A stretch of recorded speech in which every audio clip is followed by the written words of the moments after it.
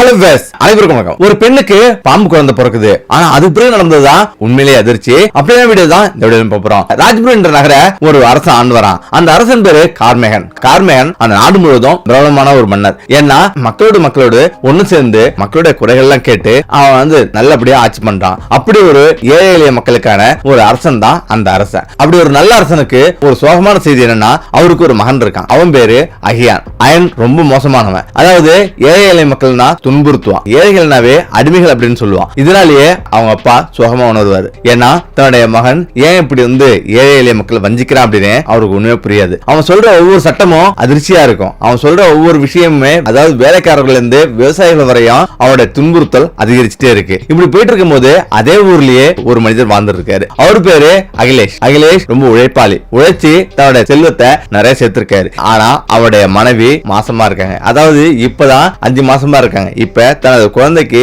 நல்ல ஒரு எதிர்காலத்தை உருவாக்கணும் அப்படின்னு அவன் நினைக்கிறான். இப்ப அவரு தன்னுடைய செல்வத்தை இந்த ஊர்ல எப்படினாலும் நம்ம முதலீடு பண்ண முடியாது. ஏன்னா இந்த ஊர் இளவரசன் ரொம்ப மோசமானவன். அவன் கையில நம்மளுடைய செல்வம் சிக்கிச்சுன்னா ₹1 கூட மிஞ்சாது அப்படின்னு அவர் நினைக்கிறாரு. உடனடியா அந்த ஊரை விட்டு நம்ம வெளியேறி வேற ஊர்ல இது முதலீடு பண்ணலாம், அங்க ஏதாவது கடை போட்டு வாழலாம் அப்படின்னு அவன் அந்த ஊரை விட்டு புறப்படுறான். இப்பதான் திடீர்னு இளவரசன் வழிமறிக்கிறான். வழிமறிச்சு எங்க போற அப்படின்னு கேக்குறான். இது போல நான் வெளியூர் போறேன், வெளியூர் வேலை செய்ய போறேன் அப்படின்னு அவன் சொல்றான். என்ன கையில அப்படின்னு கேக்குறான். கையில உள்ள பொருளை பார்த்தா எல்லாமே பொற்காசுகளும் தங்கங்களும் அவ்வளவு செல்வங்கள் இருக்கு. இத பார்த்து அவன் இளவரசன் புடிங்கிறான். என்ன தைரியம் இருந்தா இப்படி வெளியூருக்கு கொண்டு போவ அப்படின்னு, நீ இப்படியே உயிரோட ஓடிப்போ, அப்படி இல்லைன்னா உனக்கு மரண தண்டனை தான் கிடைக்கும் அப்படின்னு அவன் சொல்லிடுறான். இப்ப வேற வழி இல்லாம சோகமா அந்த ஊரை விட்டு வெளியாகிறான். வெளியாகி இனி இந்த ஊர்ல வாழ்ந்து புண்ணியம் கிடையாது, இந்த ஊரை விட்டு வெளில போய் நல்லா வேலை செஞ்சு வாழ்க்கையில முன்னேறணும் நினைச்சிட்டு போயிட்டு இருக்கான். அப்படி போயிட்டு இருக்கும் போது அங்க ஒரு துறவி ஒரு மரத்தடியில உட்கார்ந்து இருக்காரு. அவர் மரத்தடியில உட்கார்ந்து நிறைய பேருக்கு நல்ல விஷயங்களை சொல்லிட்டு இருக்காரு. அதாவது எப்படி மனிதர்கள் நல்ல எண்ணங்களோடு வாழணும், அவர் எப்படிலாம் நம்ம நல்ல சொற்கள்ல இருந்து நல்ல எண்ணங்கள் நல்ல செயல்கள் வரலையும் அனைத்துமே சொல்லி இருந்திருக்காரு. இப்பதான் அவரை பார்த்து அவன் பயங்கரமா கோபப்படுறான்.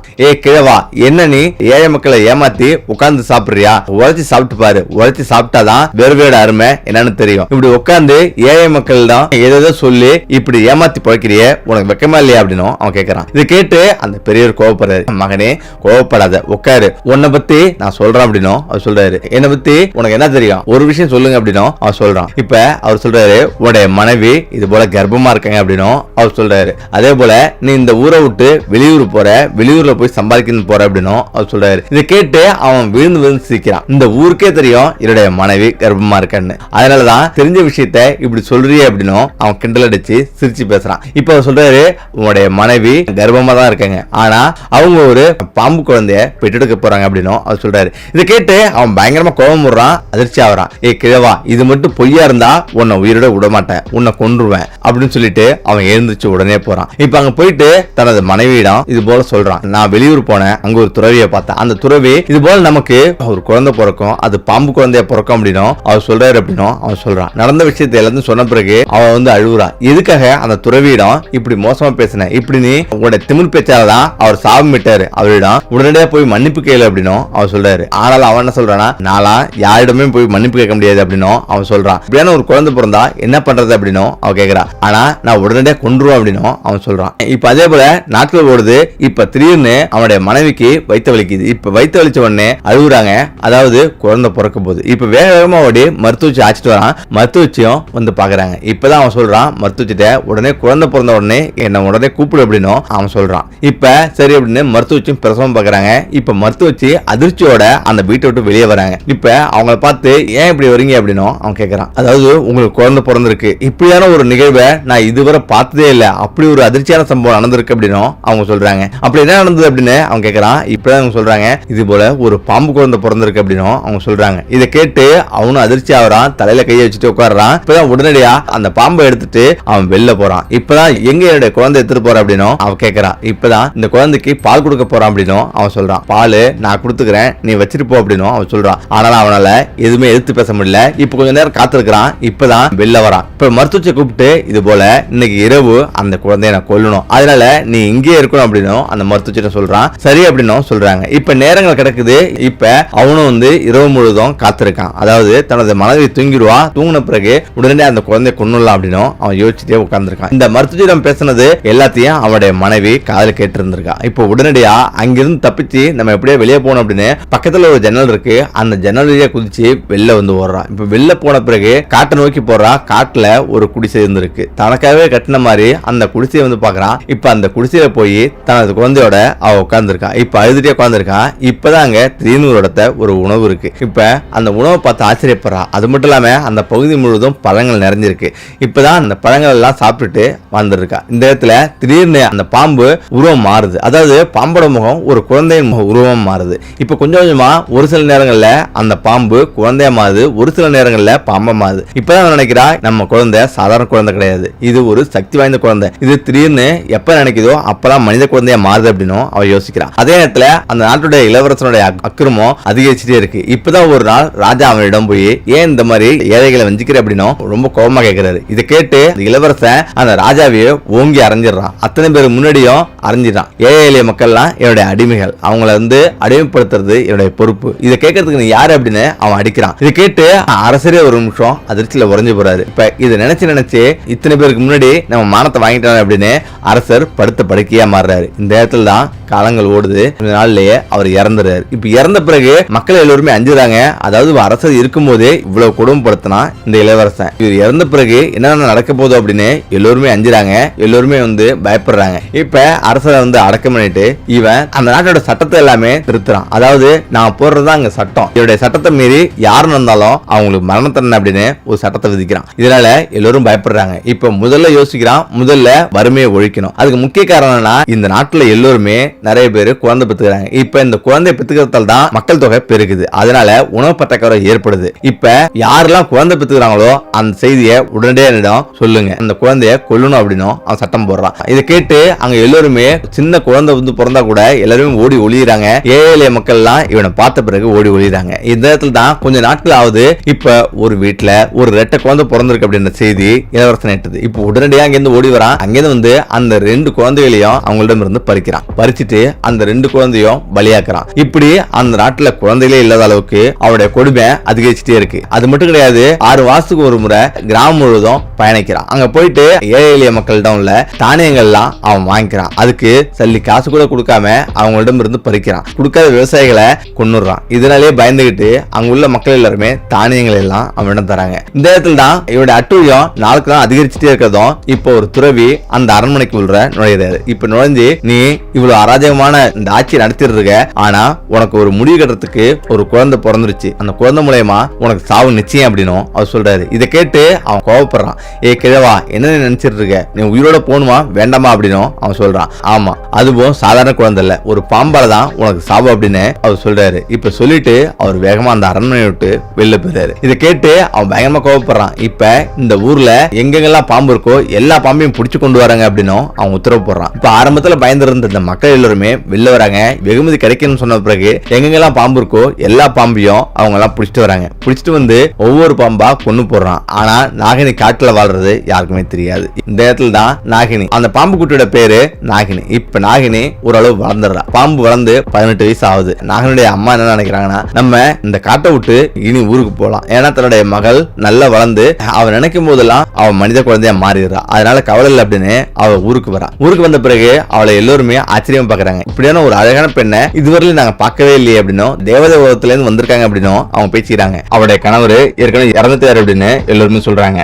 இப்ப அந்த ஊர்ல அந்த பெண்ணு அவருடைய அம்மா கூட வசிக்கிறா. இப்ப அவங்களுக்கு வாழ்வாதாரத்துக்கு என்ன பண்றதுன்னு தெரியல. அதாவது அவங்களுக்கு சாப்பாட்டுக்கு வழி இல்ல. இந்த இடத்துல அவ அம்மாவிடம் அவ சொல்றா, இது போல நான் அரசரிடம் போயிட்டு அரண்மனையில ஏதாவது வேலை செய்யறேன், வேலை செஞ்சு நமக்கு தானியம் கிடைக்கும், அதன் மூலமா நம்ம சாப்பிடலாம் அப்படின்னு அவன் சொல்றா. இப்ப நேரா அவ அரண்மனைக்கு போறா. அரண்மனைக்கு போயிட்டு எனக்கு இது போல வேலை வேணும் அப்படின்னு அவனுடைய இளவரசன் சொல்றா. இளவரசன் இதை பார்த்து ஆச்சரியப்படுறான். இப்படியான ஒரு அழகான பெண் அப்படின்னு அவன் நினைக்கிறான். இப்பதான் அந்த இளவரசன் என்ன சொல்றானா, சரி நான் உனக்கு வேலை தருவேன், ஆனா உனக்கு சம்பளம்லாம் கிடையாது, உணவு கொடுக்கப்படும், உணவுக்கு தானியம் கொடுக்கப்படும் அப்படின்னு அவன் சொல்றான். சரி அப்படின்னு அவளும் வந்து ஒத்துக்கிறா. இந்த இடத்துல தான் அந்த அரண்மனையிலேயே அவ வேலை செய்ய ஆரம்பிக்கிறா. துடைக்கிற வேலையை அவ செஞ்சிட்டு இருக்கா. இப்ப அந்த அரண்மனை முழுவதும் அங்கேயும் துடைச்சிட்டு இருப்பான். இப்ப இடையில அவ பாம்பா மாறி என்ன நடக்குதுன்றத அவ வந்து சுத்திலும் எல்லா விஷயங்களும் கவனிச்சிட்டு இருப்பான். இந்த இடத்துல திடீர்னு காடி சத்தம் இங்கே கேக்குது. இப்பதான் அவ டக்குன்னு பாம்புல இருந்து நாகினியா பெண்ணா மாறி அந்த இடத்த துடைச்சிட்டு இருக்கா. இப்பதான் அங்க உள்ள அரண்மனையில் உள்ள ஒரு பெண் வந்து, எவ்வளவு நேரம் தான் இது போல துடைச்சிட்டு இருப்ப, இது போல நீ இருந்தினா உன்னை உடனடியா வேலையை விட்டு நீக்கிடுவோம் அப்படின்னு அவங்க சொல்றாங்க. இப்பதான் ஒரு நாள் அவ அரண்மனையில் வேலை செஞ்சிட்டு இருக்கா. இப்போ ஒரு கிளி வந்து பறந்து வருது. இப்ப அந்த கிளி அவ அவளிடம் அன்பா வந்து உட்காருது. இப்ப அதை பார்த்து ஏன் இவ்வளவு வருத்தமா இருக்கிற, உனக்கு உணவு கிடைக்கலையே அப்படின்னு அவளுக்கு உணவு போடுறா. இந்த இடத்துல தான் அந்த அரண்மனையில் உள்ள பணிப்பெண்ணு வேகமா வந்து என்ன காரியம் பண்ணிட்டு இருக்க, இந்த பறவைக்கு நீ உணவு அளிப்பியா, உனக்கு எவ்வளவு தைரியம் அப்படின்னு விரட்டுறா. அப்பதான் நாகினி சொல்றா, இது போல இது வந்து வாயில்லா ஜீவன், இதுக்கு உணவு இல்லாம ரொம்ப தவிக்குது, உணவு தேவை அப்படின்னு நான் உணவு கொடுத்தேன் அப்படின்னு அவன் சொல்றான். இந்த இடத்துல அவளுக்கு கோபம் வந்து அந்த கிளியை வந்து அடிக்கிறா. அந்த கிளிக்கு காலில் காயம்படுது. இப்பதான் ரொம்ப வருத்தப்படுறா நாகினி. இப்ப ராகினி வீட்டுக்கு வரா. இப்ப வீட்டுக்கு அந்த கிளியும் இவ கூடயே வருது. நீ இங்கேயே என் கூட வந்துட்டியா, என்னை விட்டு பிரியத்துக்கு மனசு இல்லையா அப்படின்னு அந்த கிளிய அவ சொல்றான். இப்ப அவளுக்கு உணவு காட்டியும் அந்த கிளிக்கு உணவு சேகரிச்சு கொண்டாந்து கொடுக்குறா. இப்ப ஒரு நாள் அவ வந்து அந்த அரண்மனையோட எல்லையில ஓரத்துல அவ உட்கார்ந்து இருக்கா. இப்ப ரொம்ப சோகமா வந்து உட்கார்ந்து இருக்கா. சூரியனும் மறைய போகுது. இந்த இடத்துல தான் அந்த இளவரசன் அயன் அங்க வரான். ஏன் இங்க உட்கார்ந்து இருக்க அப்படின்னு அவன் கேட்கறான். இப்ப நாகினி சொல்றா, இது போல நான் வேலை செஞ்சு ஒரு வாரம் ஆகுது, ஆனா எனக்கு தானியம் தரல, உணவு தரல, என்னுடைய அம்மா பட்டினியா இருக்காங்க, எங்களுக்கு தானியம் ஏதாவது தந்தீங்கன்னா நான் எங்க அம்மாவிட கொடுத்துட்டு அவங்களோட பசியை போக்கும் அப்படின்னு அவ சொல்றா. இப்ப இதை கேட்டு அந்த இளவரசன், நீ எதுக்குமே கவலைப்பட தேவையில்ல, நீ என் கூட அரண்மனையில வந்து தங்கு, அதாவது உனக்கு தங்கம், வைரம், வைடூரியம், செல்வம், தானியம் அத்தனையும் எல்லை இல்லாம தரேன் அப்படின்னு அவன் சொல்றான். ஆனா இதை கேட்டு நாகினி கோவப்படுறா. கோவப்பட்டு இதுக்கு மேல ஒரு வார்த்தை பேசுனீங்கன்னா என்ன நடக்குன்னு தெரியாது அப்படின்னு கோவப்பட்டு அந்த இடத்த விட்டு அவ போயிடறான். இளவரசனுக்கு கோபம் அதிகரிக்குது. இப்ப திரும்ப அவளிடம் வந்து, உனக்கு உணவு கிடைக்காது, உனக்கு தானியம் கொடுக்க முடியாது, நாங்க சாப்பிட்ட உணவு போக மிச்சத்தை நீ எடுத்துட்டு போ அப்படின்னு அவன் சொல்றான். இப்ப அவங்க சாப்பிட்ட மிச்சம் கழிவுகள் கொட்டி கிடக்கு, அதை எடுத்துட்டு போயிட்டு தன் தாய் கொடுக்குறான். இந்த இடத்துல திரும்பவும் அவன் வேலைக்கு வரா. வேலைக்கு வந்து அவ வேலை செஞ்சுட்டு இருக்கா. இப்ப அந்த இளவரசன் ரொம்ப வருத்தத்துல உட்கார்ந்துருக்கான். அதுல ஒரு அமைச்சர் வந்து, இளவரசி ஏன் இவ்வளவு சுகமா உட்கார்ந்துருக்கீங்க அப்படின்னு அவன் கேட்கறான். அந்த பெண்ணு நான் எது கேட்டாலும் என்ன கோவப்படுத்துறா, அந்த பெண் என் எதிர்த்துல இருக்கா அப்படின்னு அவன் சொல்றான். இந்த இடத்துல இவ்வளவுதான அரசே உங்களுடைய பணியாளா மாத்திரம் அப்படின்னு அவன் சொல்றான். இப்பதான் அந்த பெண்ணிடம் நேரா, அரசருடைய பணியாளா உன்னை மாத்தலாம் நினைக்கிறாரு, அதனால உடனடியா நம்மளுடைய அரசருக்கு சேவை செய்யணும் அப்படின்னு நாகினியை சொல்றாங்க. இப்ப நாகினியும் அவன் வந்து ஆரம்பத்துல பயப்படுறா. இப்ப அரசருக்கு பணிவிட செய்யறதுக்காக அரசர் பக்கத்திலே இருக்கிறா. இப்ப ஒரு ஆள் கூட அவளை நாகினியோட கையை பிடிச்சி, இது போல நீ என் கூட ஒவ்வொரு நாளும் இரவும் தங்கணும், அப்படி தங்கினா நீ கேட்டதெல்லாம் நான் தரேன், உன்னுடைய வறுமையில நான் ஒழிப்பேன் அப்படின்னு அரசர் சொல்றாரு. இதை கேட்டு பயங்கரமா கோவப்படுறா. இப்ப உடனடியா அரசரை ஓங்கி கன்னத்துல வந்து அரைஞ்சிடறா. அரைஞ்ச பிறகு அயன் பயங்கரமா கோவப்படுறான். இப்பதான் பணியாட்கள் கூப்பிடுறான். கூப்பிட்டு இவன் அரண்மனையில திருட நினைச்சா, இவளை உடனடியா இந்த அரண்மனையை விட்டு வெளியே கொண்டு வராங்க அப்படின்னு அவன் சொல்றான். இப்ப உடனடியா எல்லாருமே அவளை அரண்மனையை விட்டு வெளில கொண்டு வராங்க. இந்த இடத்துல தான் எல்லாரும் முன்னிலையும், இவன் என்னுடைய அரண்மனையில திருட நினைச்சா, இவளை என்ன பண்ணலாம் அப்படின்னு நீங்களே சொல்லுங்க அப்படின்னு அவன் சொல்றாங்க. இப்பதான் எல்லாருமே தண்டிக்கணும் அப்படின்னு சத்தம் போடுறாங்க. ஏன்னா அந்த மக்களுக்கு எல்லாருக்குமே தெரியும், இது போல அரசருடைய பேச்சை நம்ம கேட்கல அப்படின்னா அவங்களுக்கும் மரண தண்டனை தான் கிடைக்கும் அப்படின்னு. அதனாலேயே அரசருக்கு ஆதரவா பேசிட்டு இருக்காங்க. இந்த இடத்துல தான் அவ எவ்வளவோ நான் எதுவுமே பண்ணல அப்படின்னு அழுவுறா. ஆனாலும் யாரும் கேட்கல. இந்த இடத்துல எல்லோருக்கும் முன்னாடியும் 20 சவுக்கடி இவளுக்கு கொடுக்கப்படும் அப்படின்னு சொல்றாங்க. அடிக்கிறாங்க. காவலர்களை விட்டு இவளை ஊரை விட்டு இந்த நாட்டை விட்டு வெளில கொண்டு தள்ளிவிடுங்க அப்படின்னு அந்த இளவரசன் சொல்றான். அதே போல அவளை அந்த நாட்டை விட்டு வெளில கொண்டு தள்ளி விடுறாங்க. இந்த இடத்துல தான் ஒரு பெண்மணி அங்க வரா. அந்த பெண்மணி இவளை பார்த்து, ஏந்திரிமா, கவலைப்படாம, நீ யாருன்னு எனக்கு தெரியும், நான் தான் இந்த ஊருக்கு மருத்துவச்சி, நீ பிறக்கும் போது உனக்கு மருத்துவம் பார்த்தது நான் தான், என்ன செய்ய வந்திருக்க அப்படின்றதும் எனக்கு தெரியும் அப்படின்னு அவன் சொல்றான். நீ பிறக்கும் போது ஒரு பாம்பு குழந்தையா பிறந்த, உன்னுடைய அப்பா வெளியூருக்கு போனாரு, அப்பதான் ஒரு துறவியை சந்திச்சாரு. அந்த துறவிய அவரு மோசமா பேசினாரு. அந்த துறவி அப்பதான் சொன்னாரு, உன்னுடைய குழந்தை பாம்பை பிறக்கும் அப்படின்னு சொன்னாரு. ஆனா அந்த பாம்பை பிறக்கிறதுக்கு ஒரு அர்த்தம் இருக்கும்னு சொன்னாரு. இப்பதான் அந்த குழந்தை உன்னை கொல்றதுக்காக உன்னுடைய அப்பா காத்திருந்தாரு. இந்த இடத்துல உன்னுடைய அம்மா உன்னை காப்பாத்தி அந்த வீட்டை விட்டு வெளியே கொண்டு போனாங்க. இப்ப நடுக்காட்டுல வச்சு உன்னை வளர்த்தாங்க. இப்ப வளர்ந்து நீ ஆளா இருக்கிற, நீ எதுவும் கவலைப்படாம. ஆனா இதுக்கு பின்னாடி ஒரு நல்ல விஷயம் வந்து ஒளிஞ்சிருக்கு. அது என்னன்னா, நீ ஒரு நல்ல விஷயத்த பண்ண போற, இந்த நாட்டு மக்களுக்கு சுதந்திரத்தை கொடுக்க போற அப்படின்னு சொல்லிட்டு இந்த நாட்டுல ஒரு துறவி இருக்காரு. அந்த துறவி தான் இதுக்கு எல்லாமே காரணம். அதனால இந்த காட்டுக்குள்ள அந்த துறவி வந்து இருக்காரு. அந்த துறவியை நீ சந்திச்சினா ஒரு விடிவு காலம் பிறக்கும் அப்படின்னு அவங்க சொல்றாங்க. இப்பதான் அவளுடைய அம்மா தனது மகளை காணுமே, 2 நாளா காணுமே, எங்க போனா அப்படின்னு தேடிட்டு இருக்கா. இப்பதான் அவளுடைய அம்மாவிடம் அவன் வந்து வரா. நீ எங்க போன நாகினி அப்படின்னு அவன் அம்மா அழுதுட்டே ஓடி வரா. இப்படியான ஒரு குழந்தை பிறந்தால சீக்கிரமே நிறைச்சி ரொம்ப வயசானவங்களா மாறிடுறாங்க. இப்பதான் அவன் சொல்றாங்க, அம்மா நீ எவ்வளவு கஷ்டப்பட்டிருக்குன்னு எனக்கு தெரியும், இதுக்கெல்லாம் நான் ஒரு தீர்வு கண்டுபிடிக்க நான் ஒரு இடத்துக்கு போறேன்னு சொல்லிட்டு அவ காட்டுக்கு புறப்படுறா. அவ கூடயே அந்த கிளியும் பறந்து வருது. இப்ப அந்த கிளி அவளுக்கு காட்டுல வழிகாட்டே போயிட்டு இருக்கு. அதுக்கு துணையா ஏதோ பேசிட்டு இருக்கு. கிளி, நீ மனித மாதிரியே நீ பேசுவியா அப்படின்னும் அந்த கிளியிடம் பேசுறா. அந்த கிளியும் அவளும் சாதாரணமா ஜாலியா பேசிட்டே வருது. இப்ப ரொம்ப தூரம் பயணிக்கிறாங்க.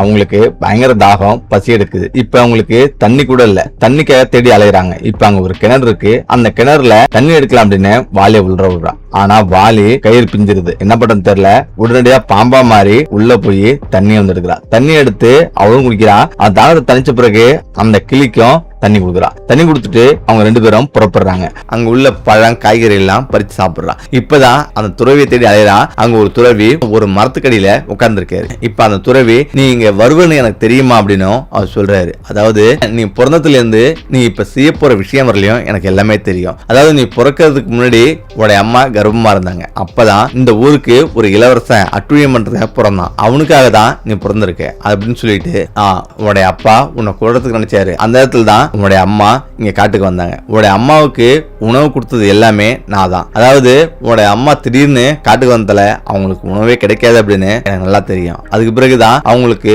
ஆரம்பத்துல உணவு கொண்டு வந்து அவங்க வீட்டுக்கு பக்கத்திலே வைப்பேன், பழங்கள்லாம் பறிச்சு வைப்பேன். இப்ப அதை சாப்பிட்டு உயிர் வாழ்ந்தாங்க. இப்ப கொஞ்சம் கொஞ்சமா விறகுகள் எல்லாம் வெட்டி ஊருக்கு விற்க ஆரம்பிச்சாங்க. இப்படிதான் அவங்களுடைய வாழ்க்கையை போச்சு. ஆனா அதுக்கு பின்னாடி ஒரு முக்கியமான விஷயத்தை நான் உன்கிட்ட சொல்லணும். உன் கூட வந்திருக்க ஒரு கிளி, அந்த கிளியும் ஒரு மனித பிறவி தான். ஒன்ன மாதிரியே அது வந்து மாறி போயிருக்கு அப்படின்ற விஷயத்த அவன் சொல்றான். இவன் ஒரு பாரத நாட்டோட மத்தியில இருக்கும் மிகப்பெரிய நாட்டோட இளவரசன். இவனை ஒரு மந்திரவாதி இது போல கிளியா மாத்தி இந்த போல வச்சிருக்கான். அவன் உன்னை தேடி வந்ததுக்கு காரணம் அவனுக்கு விடுதலை கிடைக்கணும் அப்படின்றதுதான் இது போல உன்னிட வந்திருக்கான். அவனுக்கு ஏதாவது உதவி பண்ணுமா அப்படின்னும் அவன் சொல்றாங்க. உதவி பண்ணிட்டு இந்த இளவரசனுடைய உதவியோட இந்த நாட்டுல உள்ள கொடூரமா ஆட்சி செய்யற இளவரசன் அயனை ஒரு தீர்வு கொண்டு வா அப்படின்னும் அவர் சொல்றாரு. இப்ப உடனடியா அவளும் இதை கேட்டு ரொம்ப சந்தோஷமா வரா. அதாவது இந்த கிளி ஒரு இளவரசன் அப்படின்னு. இப்ப அந்த மந்திரவாதி இருக்கும் அந்த இடத்தை நோக்கி அவன் நவர்றா. அவ போறா. இப்ப போய் பார்த்தா அங்க ஒரு மிகப்பெரிய ஒரு காடு, அதுல ஒரு குகை. அந்த குகையில ஒரு சிறிய ஓட்ட போகுது. அந்த ஓட்ட வழியா உள்ள நுழைஞ்சு போறாங்க. இப்ப அங்க பயங்கரமான ஒரு மந்திரவாதி இருந்திருக்கிறான். என்ன தேடி நீ வருவன்னு தெரியும் அப்படின்னு அந்த பாம்பை மொத்தமா சிறைப்பிடிக்கிறான். சிறைப்பிடிச்சு உங்க ஐயால தான் எனக்கு சாவன்னு தெரியும், அதனாலேயே நான் உன்னை கொண்டுட்டேனா நிம்மதியா வாழலாம் அப்படின்னும் அவன் சொல்றான். இந்த இடத்துல அந்த கிளியும் பறந்து வருது. நீ வந்துட்டியா, நீ எல்லாம் வருவ அப்படின்னு எனக்கு தெரியும் அப்படின்னும் அவன் பேசிக்கிட்டே அந்த பாம்பை அவன் கொட்டத்தை நினைக்கிறான். இந்த இடத்துல தான் அந்த கிளி அவருடைய கண்ணை குத்துது. மேலும் அந்த துறவி சொல்லிருக்காரு, உன்னிடம் ஒரு பயங்கரமான சக்தி இருக்கு, அதை நீ என்ன நினைக்கிறியோ அப்படியே நீ மாறுவ அப்படின்னும் அவர் சொல்லிருப்பாரு. இந்த இடத்துல அந்த சக்தியை அவ உபயோகப்படுத்துறா. அதாவது அவ வாயை திறக்கிறா, அதோடைய வாயில நெருப்பு வரும்னு வேண்டிக்கிறா. இப்ப பயங்கரமா அந்த பாம்போட வாயிலிருந்து நெருப்பு வருது. இப்ப அந்த மந்திரவாதி எரிஞ்சிட்டு ஓடிட்டே இருக்கிறான். இப்ப அந்த மந்திரவாதிய அந்த பாம்பும் அந்த கிளியும் சேர்ந்து கொன்னுடுது. இப்ப திடீர்னு அந்த கிளியும் ஒரு இளவரசனா மாறுது. இப்ப அவன் நேரா அந்த நாட்டை விட்டு வெளில வரா. வெளில வந்துட்டு இப்ப நேரா அந்த அரசனிடம் போறான். அந்த நாட்டோட அரண்மனைக்கு போறான். அரண்மனைக்கு அந்த பாம்பு வேகமா சீற்றத்தோட கோபத்தோட போகுது. ஏன்னா அந்த துறவி சொல்றவரையும் அவளோட எவ்வளவு சக்தி இருக்குன்றது அவளுக்கு தெரியாது. இப்ப நேரா அரண்மனைக்கு போய் அங்க காவலர்கள் நின்று இருக்காங்க. அந்த காவலர்கள் எல்லாம் கொடுமைப்படுத்துறாங்களோ அவங்க எல்லாத்தையும் நிறைய பேர் கடிச்சு கொன்னுடுது. இந்த இடத்துல இளவரசன் வந்து அதெல்லாம் பாக்குறான். யார் இவ்வளவு கொடூரமான வேலையை பண்ணது, எப்படி இவ்வளவு கொடூரமான விஷயம் கொண்ட ஒரு பாம்பு இந்த அரண்மனைக்குள்ள வர முடியும் அப்படின்னு அவன் கோவப்படுறான். கோவப்பட்ட பிறகு திடீர்னு வந்து அந்த பாம்பு அவன் முன்னாடி நிக்குது. இப்ப உடைய ஆட்சிக்கு ஒரு முடி கட்டுறான் அப்படின்னு அவ ஒரு பெண்ணா மாற நிக்கிறான். இதை கண்டு நீயாது அப்படின்னு அதிர்ச்சி ஆவறான். அந்த துறவி சொன்னாரு, பாம்பு மூலயமா தான் எனக்கு சாவு வரும்னு. ஆனாலும் இந்த நாட்டுல உள்ள அனைத்து பாம்பையும் கொண்டுட்டேன். ஆனாலும் நீ மனித பிறவியா இருந்ததாலதான் எனக்கு தெரியாம போச்சு அப்படின்னு ரொம்ப வருத்தப்படுறான். நான் உன்னை இந்த நிமிஷமே முடிச்சு கட்டுறேன் அப்படின்னு அவன் வந்து இந்த பாம்பை கொல்ல நினைக்கிறான். ஆனாலும் அதுக்குள்ளே அவனுடைய உடலை சுத்தி அவன் வந்து கொன்றது. அவளும் நிரந்தரமான ஒரு பெண்மணியா மாறுறா. இந்த கொடூரமான இளவரசனை கொன்னாவே அவ நிரந்தரமான ஒரு இளவரசியா மாறுவா அப்படின்னு அவளுடைய பிறப்புல எழுதிருக்கு. இதனாலேயே அவனை கொன்ன அடுத்த நிமிஷமே ஒரு மனித பிறவியா மாறுறான். இப்ப அந்த துறவி வந்து நீ எப்பொழுதுமே ஒரு பெண்மணி தான் இருப்ப, இதுக்கு மேல நீ பாம்பா மாற மாட்ட அப்படின்னும் அவர் சொல்றாரு. இப்ப அந்த இளவரசனை மறந்துகிட்டு அவளை வாழ்க்கையில சந்தோஷமா வாழ்ந்துட்டு இருக்கேன். ஓகே, நம்ம இந்த வீடியோ எப்படி நினைக்கிறேன், மீண்டும் அடுத்த சந்திப்போம். நன்றி, வணக்கம்.